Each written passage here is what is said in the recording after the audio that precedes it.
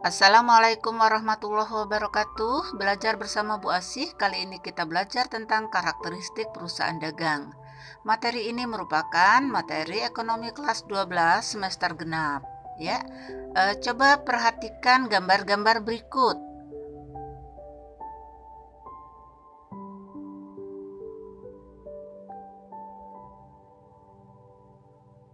Iya, bagaimana? Ya, hampir semuanya contohnya toko. Memang contoh-contoh perusahaan dagang diantaranya itu ya. Kita simak penjelasannya. Anak-anakku semua, berdasarkan peta konsep yang kita miliki, yaitu siklus akuntansi perusahaan dagang, kita memiliki beberapa bagian yang akan kita bahas. Tapi untuk pertemuan kali ini, kita akan membahas 3 hal ini sekaligus. Yang pertama, yaitu karakteristik perusahaan dagang, kemudian transaksi pada perusahaan dagang, dan akun-akun khusus pada perusahaan dagang. Nah, apa sebetulnya perusahaan dagang itu? Berdasarkan contoh yang sudah kita lihat gambarnya di awal pertemuan ini, maka kita mudah sekali mengetahui ya bahwa yang termasuk perusahaan dagang itu biasanya depannya ada kata-katanya usaha dagang, UD, perusahaan dagang, PD, atau toko. Nah, itu biasanya termasuk dalam perusahaan dagang. Bagaimana mendefinisikannya?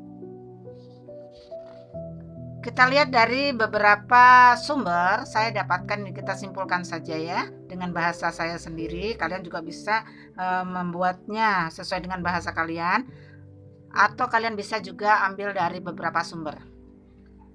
Perusahaan dagang adalah perusahaan yang kegiatan utamanya membeli barang dagang dan menjualnya kembali tanpa mengubah bentuknya dan bertujuan memperoleh laba atau keuntungan. Nah, berdasarkan definisi ini nanti akan kita kembangkan tentang kegiatan-kegiatan utamanya. Nanti dari kegiatan utamanya membeli, ini akan muncul transaksi-transaksi terkait dengan kegiatan membeli. Membeli apa? Membeli barang dagang secara tunai maupun secara kredit. Ada kegiatan menjual, iya, yang dijual barang dagang baik secara tunai maupun kredit, dengan syarat tanpa mengubah bentuknya. Apa artinya?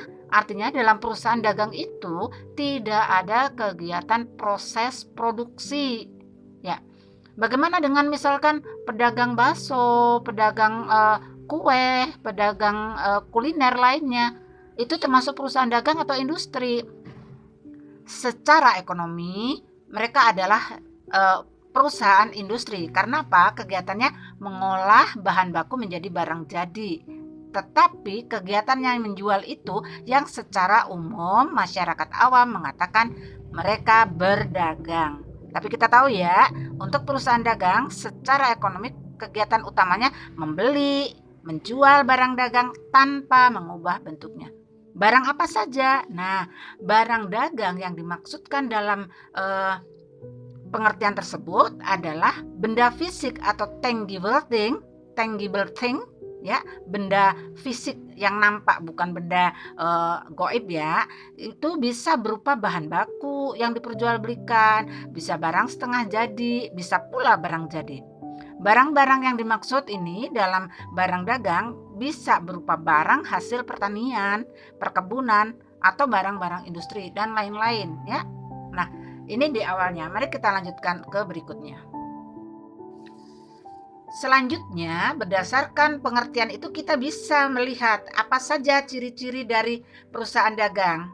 Yang pertama, kegiatan usaha yang dilakukan adalah membeli. Apa yang dibeli? Barang dagang, dan menjualnya kembali tanpa mengubah bentuknya. Nah, menjual, membeli ini bisa dilakukan secara tunai maupun secara kredit. Ciri yang kedua, ini bisa dilihat dari kegiatan akuntansinya antara lain. Yang ini tidak dimiliki oleh perusahaan jasa ya. Yang pertama, perusahaan dagang itu memiliki akun persediaan barang dagang. Ini tidak akan ada di perusahaan jasa. Yang berikutnya, terdapat perhitungan HPP, harga pokok penjualan. Ini juga adanya di perusahaan dagang. Berikutnya, laporan laba rugi yang dibuat oleh perusahaan dagang bisa dilakukan secara single step atau secara langsung dan bisa pula dengan multiple step atau bertahap. Nanti kita akan jelaskan seperti apa yang disebut single step dan apa yang disebut multiple step.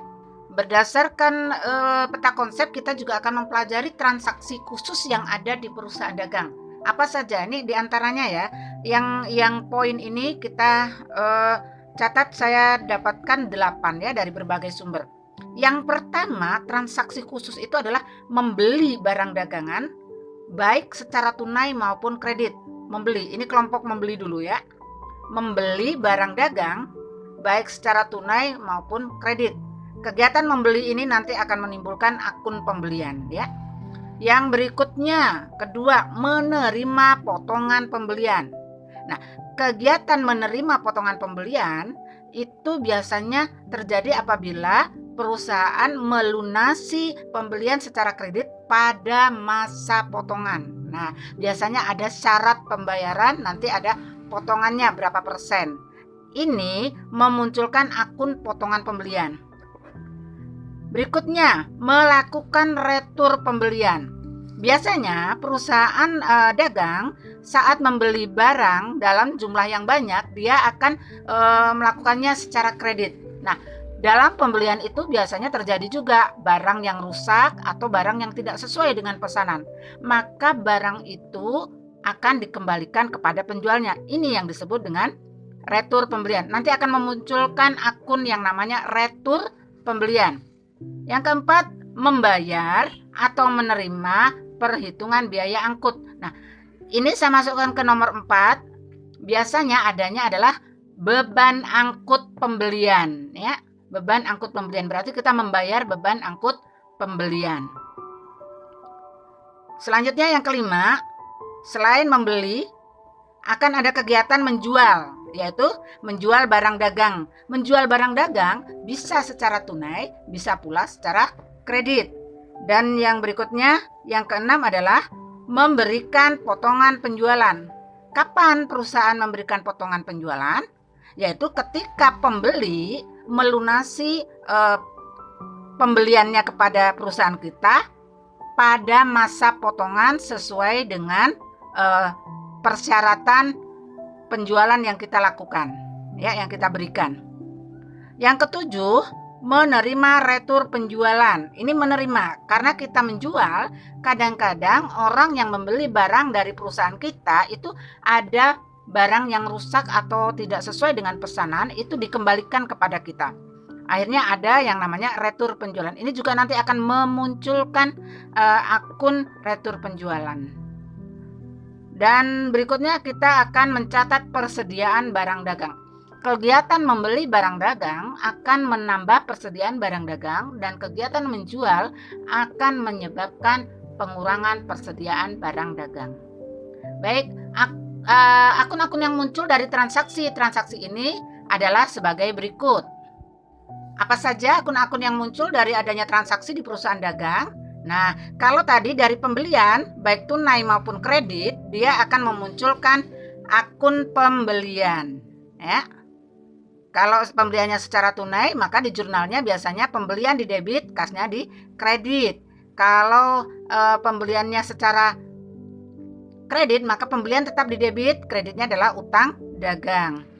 Kemudian kalau kita melakukan pembayaran atau pelunasan pada masa potongan, akan muncul akun potongan pembelian. Demikian seterusnya akan muncul akun retur pembelian, akun beban angkut pembelian, akun penjualan, akun potongan penjualan, akun retur penjualan, akun persediaan barang dagang. Baik, demikian untuk karakteristik perusahaan dagang.